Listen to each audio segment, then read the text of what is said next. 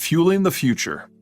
We are slouching into a world where energy supplies out of both the Persian Gulf and the borderlands of the former Soviet Union will be subject to highly contested strategic environments.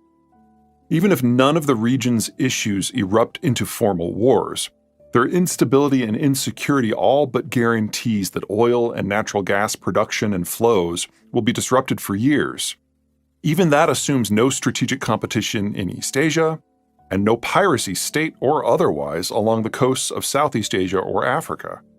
The days of reliable, inexpensive oil shipments are coming to an inglorious end. It will be worse than it sounds.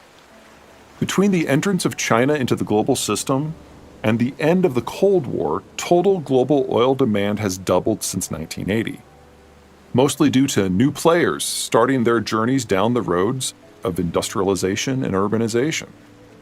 The modern industrial urban lifestyles of most of the human population require oil. And with the Americans having lost interest, that oil will not be there. Transport links will shrivel, which will impact everything from the coherence of manufacturing supply chains to food distribution. Many electricity systems will fail due to lack of fuel. The physical concentrations of urbanization, what enables us to live relatively low carbon impact, high value added lives, are simply not possible without ample energy.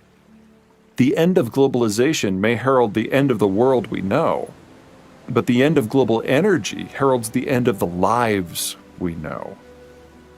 The locations facing the greatest shortages are those major consumers at the very end of those vulnerable supply lines. Northeast Asia and Central Europe, with Germany, Korea, and China by far facing the greatest threats, as none have proximate oil or natural gas sourcing, nor the military capacity to venture out to secure someone else's. There will be electricity problems as well. All three use a mix of nuclear, natural gas, and coal for the vast bulk of their electricity needs, all based upon imported fuel. Of these, China is by far the most vulnerable. 3 decades of growth has strained the country's electricity system. The country has no spare capacity. It runs all of its power generation flat out regardless of the input fuel. So any input shortage would at a minimum lead to large-scale rotating blackouts. It's already happened.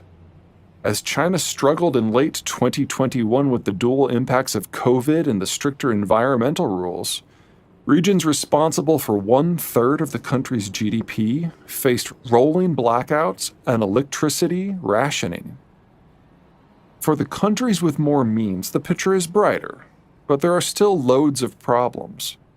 Countries like the United Kingdom, France, Japan, and India do have the military wherewithal and geographic position that will enable them to go out and secure resources themselves. But all will face a price environment of terrifying proportions. Their solution is obvious. Establish a degree of neo-imperial control over a supply system to keep all supplies in-house and divorce themselves from the vulgar vicissitudes of global pricing that is alternatively insultingly expensive and erratically insane. That's great for these new proto-empires, but such actions would remove even more oil from the rest of the system. The ironic bottom line is that the United States is one of only a handful of countries that not only will not face a protracted energy crisis, but can also attempt oil and natural gas substitutes at scale. It is the developed country closest to the equator, granting it the second best opportunities for mass solar installations. Australia is far away in the top spot.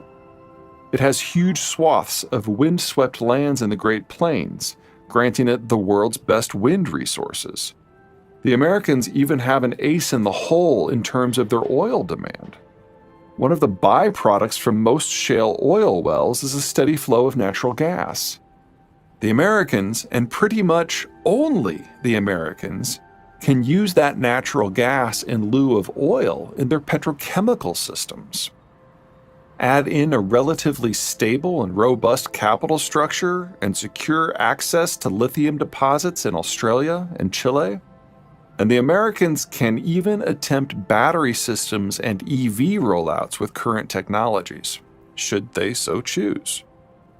The news today is that Gazprom has announced its full-year output levels. Gazprom is the Russian natural gas state monopoly, and it is the lowest that it has been since 1978.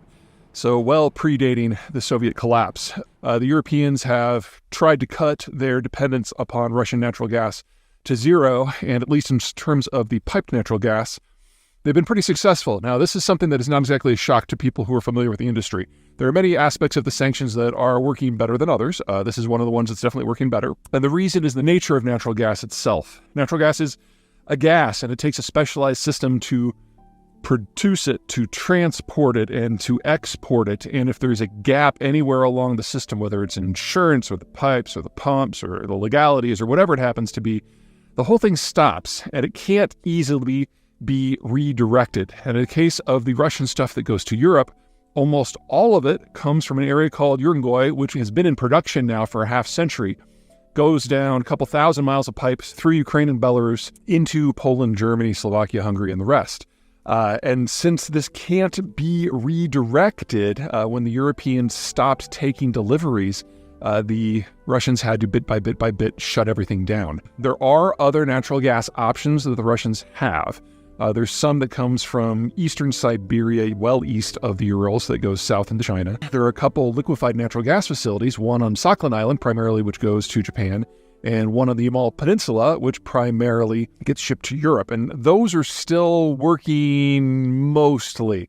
But we should expect even those to go offline in the not-too-distant future. The problem is that those other facilities, the Yamal LNG, Sakhalin LNG, and it's called Kovikta, which is a field in the general vicinity of Irkutsk, out near Lake Baikal, those are all much more technically challenging. As for whether or not the Russians can come back, that's an open question. The Russians used to be the best in the world when it came to ice production and tundra production, but that was in the Soviet period. And the Soviet industrial educational system collapsed around 1985, and the Russian birth rate collapsed in a similar time frame. So not only do they have a significantly fewer people who could theoretically be trained up in engineering, the system that trained them is gone. So the youngest people who have the full suite of, say, petroleum engineering and reservoir management experience are now in their early 60s, and there just aren't that many of them left.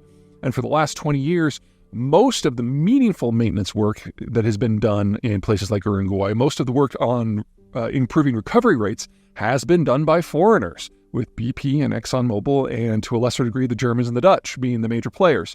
That's all gone. They will probably never come back online because the Russians can't do it themselves, and the technologies that might allow it to work simply are inappropriate for the geography. In the case of exports to Europe, they are now down by 85% compared to the start of the war. What is left is just a trickle that is going to three countries, Czech Republic, Slovakia, and Hungary, who really don't have any alternatives. That might start to change next year as the Europeans are building out lots and lots and lots of interconnections so that they can cut their links to Russian natural gas for good. And when that happens, all that will be left of the Russian natural gas industry is what's going to domestic markets, and perhaps Sakhalin LNG, because the Japanese are involved there, and that's a completely separate political question. But that is crazy, because you're talking about the world's largest producer and largest exporter of natural gas vanishing from global markets in less than 4 years. And that is absolutely unprecedented. Honestly, it's more than a mild shock that the price shocks that the Europeans have felt to this point have been so mild. They really have been able to bring in liquefied natural gas from other suppliers, most notably the Persian Gulf and the United States. This has put a lot of price pressure on everyone else who used to get natural gas from those locations. But to this point, I gotta hand it to the Europeans. They have put together a sanctions regime that, at least in part, is doing exactly what they hoped, cutting Russian exports, cutting Russian income without unduly shocking their own system. I honestly did not think they could pull this off.